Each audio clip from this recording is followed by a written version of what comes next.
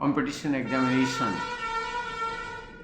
मंदबुद्धि बालक, mentally retarded children. किस सन तक मंदबुद्धि एवं पिछड़े बालकों में अंतर नहीं किया जा सकता था? 1913 तक। जिन बालकों की बुद्धि लब्धि 70 से भी कम होती उसे मंदबुद्धि बालक कहते हैं। किसने कहा? क्रो एंड क्रो ने। किस देश में मेंटल डेफिशिएंसी एक्ट बनाकर मंदबुद्धि पिछड़े बालक में अंतर बताया गया? इंग्लैंड ने। मंदबुद्धि बालकों और पिछड़े बालकों में स्पष्ट अंतर किस देश ने कर दिया था? अमेरिका ने। मंदी तमन्ना सार्थक औसत से कम बौद्धिक कार्य निष्पन्न का संकेत देता है, जो कि अनुकूलन व्यवहार संबंधी दोषों के साथ साथ ही पाई जाती है और जो कि विकास काल में समय स्फुट होती है। उक्त कथन किसका है? America association of mental deficiency. मानसिक मंदता का अर्थ क्या है? औसत से कम मानसिक योग्यता। मंगोलिज्म का अर्थ क्या है? मंद बुद्धि का बालक। मंद बुद्धि के बालक को शिक्षण करवाने हेतु कक्षा में उसकी संख्या कितनी होनी चाहिए? 12 से 15। साधारण मानसिक मंदता वाले बालकों की बुद्धि लब्धि होती है 52 से 67 तक। अल्प मानसिक मंदता वाले बालकों को किस श्रेणी में रखा जाता है? प्रशिक्षण की श्रेणी में। गहन मानसिक मंदता वाले बालकों की बुद्धि लब्धि होती है 20 से कम। डिक्रोली विधि के प्रतिपादक थे होली। मानसिक रूप से कमजोर छात्रों की IQ होती है 0 से 24। मंदबुद्धि बालकों के लिए अमेरिका में किस राज्य के पाठ्यक्रम तैयार किया है? इलिनॉइस राज्य में।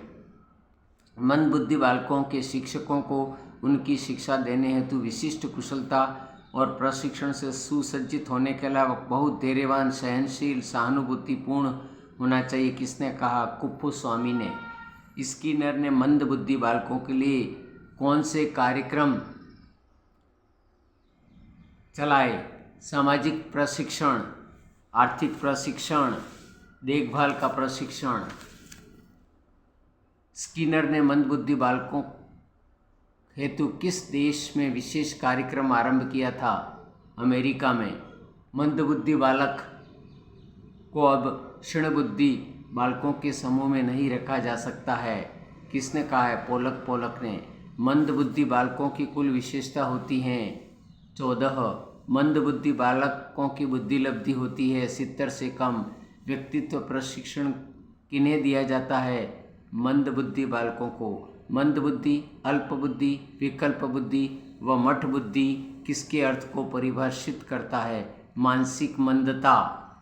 फ्रेंडसन ने मंदबुद्धि बालकों की विशेषता बताई है 4। नंबर 1 आत्मविश्वास की कमी। नंबर 2 50 से 70 तक बुद्धि लब्धि। नंबर 3 आक्रमण पर आधारित व्यवहार। नंबर 4 मंदबुद्धि बालक धीरे धीरे सीखते हैं। क्रो ने मंदबुद्धि बालकों की विशेषता बताई है 4। नंबर 1 संवेगात्मक व सामाजिक असमायोजन। नंबर 2 विद्यालय में असफलता के फलस्वरूप निराशा। नंबर 3 मित्र बनाने की तीव्र इच्छा। नंबर 4 दूसरों के द्वारा मित्र बनाए जाने बहुत कम आकांक्षा रखते हैं। मानसिक मंदता के लक्षण कौन से होते हैं? नंबर 1 मंगोलियन कपाल। नंबर 2 लघु कपाल। नंबर 3 बौनापन। नंबर 4 जलीय कपाल। जड़ बुद्धि लब्धि होती है 0 से 20 डिग्री। मंदबुद्धि बालकों के शिक्षक के क्या गुण होने चाहिए? नंबर 1 शिक्षक को बालकों का सम्मान करना। नंबर 2 बालकों को उनकी संस्कृति परिचित करावें।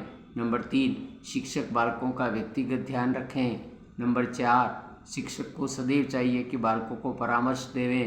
नंबर 5 धैर्यशीलता बनाए रखें।